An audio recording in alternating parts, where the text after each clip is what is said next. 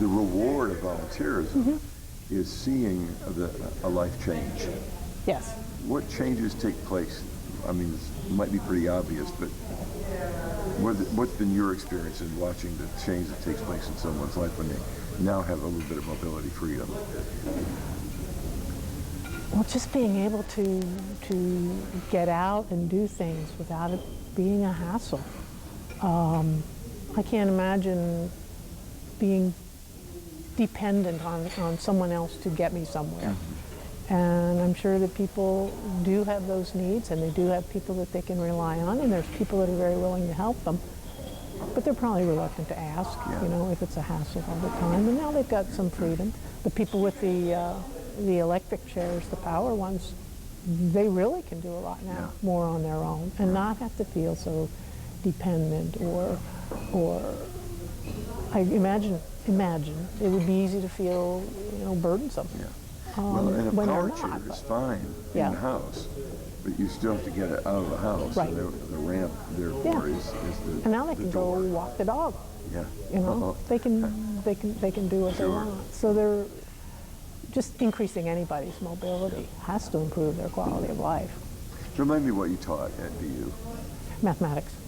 And how did that feed your ability to put a ramp together? Or do you find a practical application for what you taught?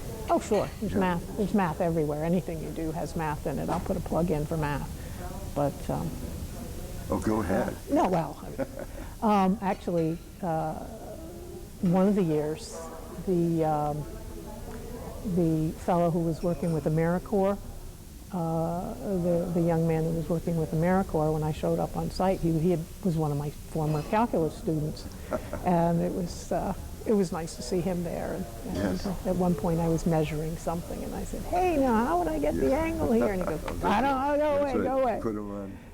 Yeah, the humbling thing was I actually calculated it wrong, but so it happened. Yeah, right. That's Jean Brewster, who was honored at the Lives of Commitment breakfast for her work with the Ramp It Up program. One of the young people that she may have worked with, in fact, on the Ramp It Up program, is Chad Jablonka, who is currently a student and about to graduate, I guess, from SUNY Broome. So here's our conversation with Chad. We were going to church one Sunday, and one of the members of the congregation brought up the fact that the local churches were putting together the Ramp It Up program, and they wanted the youth to join in and just get as many kids involved as possible. And my parents thought, great, chance to get them out of the house on the weekend. Yeah. And honestly, I didn't think too much of it then, but looking back 7 years, realizing how much of an impact it had on me, I'm really grateful that I got into it when it was on the ground floor. I think the biggest thing I've realized is a joy for just labor in general, like enjoying what you do, getting outside. My other job is I work at a recreation park down in PA, and basically what I do is I guide groups who play paintball, and I also build and manage an entire field. So it's basically, on the days we don't have groups, I'm down there working, sun's out. Right. It's just a beautiful day, and I get to throw in some music and make whatever I want. Sure. Yeah. Sure. The idea of volunteerism, and I know you're a student now at Broome Community College? Yes. Or SUNY Broome. Yeah. Do you sense an interest or a passion for volunteerism among some of your classmates? It's definitely apparent, especially in my friend group, who I haven't even spoken to about pursuing, maybe you want to look into this in terms of childcare if you want to go for education. A lot of my friends from SUNY Broome seem to take part in the local activities, going to local schools and helping children, and even some of the professors on campus, such as Doug Garner, organizing the students to do things like homeless awareness, where you sleep out on campus and you get to experience and raise money for a good cause. Right. We kidded with Chad Jablonka, currently a student at SUNY Broome in engineering sciences. We kidded him about being honored at such an early age for his volunteerism, a lifetime of volunteerism. Yeah, I was actually pretty surprised about that. Originally, when I was writing the speech up, they told me there was going to be 30 people. I walk in, there's 300. It's slightly intimidating. Yeah, I bet it was. Yeah. But yeah, I'm really glad to be here today. I didn't realize that there were so many people in our community that are invested and want to make a change. And hearing some of the speakers outside of myself, although I do like hearing myself talk from time to time, but We'll give you a copy of this. Oh, thank you.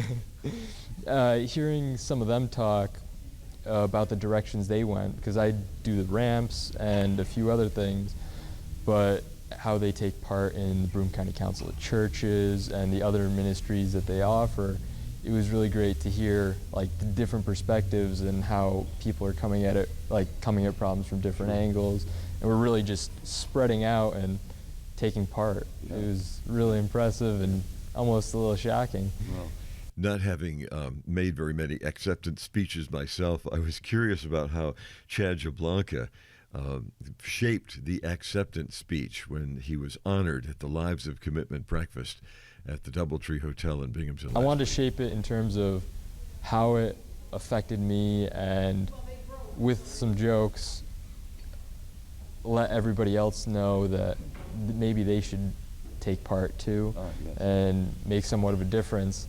The funny thing is, I got up there with my speech, and I got halfway down the page, and I just kind of ad-libbed the rest. The feeling you get that you actually made a difference, like the smile on someone's face, or occasionally tears. It's hard to put into words exactly, but the best I could compare it to is like the first time you see something new, the first time you go to a new place, maybe the first time you see the rainbow or a waterfall.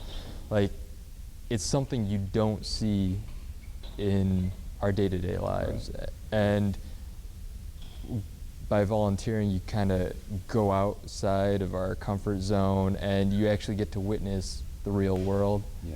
And see how other people live and experience that. And by doing that, the payoff is, at least I've found over the 7 years that I've been doing it, the payoff is long term. You start realizing the changes a few years down the road, and it just encourages you to keep going, and you don't really need as much assistance. Right. Like when I first started, my parents nudged me into it. I was like, okay, I didn't know anything about like power tools, as I said, or building a ramp or building anything outside of a birdhouse. And as the years progressed, I found almost like a niche, and I found what I was good at, and along with that, I was also making a difference. And I think that was what really was the payoff for me. Yeah. Talk about down the road. What happens after SUNY Broome for you?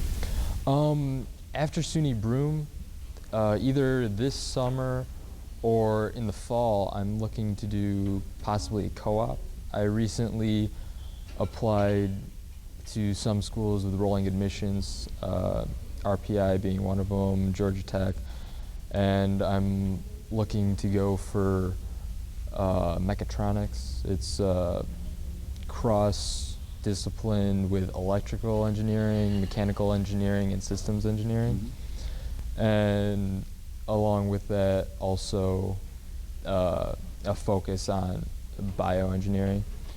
At SUNY Broome, I've been working on projects such as a machine that has you, that you step into and puts the little booties on your shoe. It does it for you, so you don't have to touch it, and it'd be something that'd be effective in crime scenes, in hospitals, in clean rooms where they do electronics. And also I designed and prototyped a articulating laptop mount for somebody who's bedridden, so they could still operate a laptop even if they're flat on their back and can't move. And basically I really enjoyed that, and I kind of just want to build on that and possibly go someplace where I could make a difference that way. Chad Jablonka talking about his SUNY Broom experiences and working with Ramp It Up, a Faith in Action volunteer honoree. Thank you, Sue Spencer, for joining us for this edition of Encounter, where we've been looking at the Lives of Commitment breakfast. And thank you for joining us each week on Encounter. I'm Jeff Kellam. I hope in the coming week you'll be gentle with people and with yourself.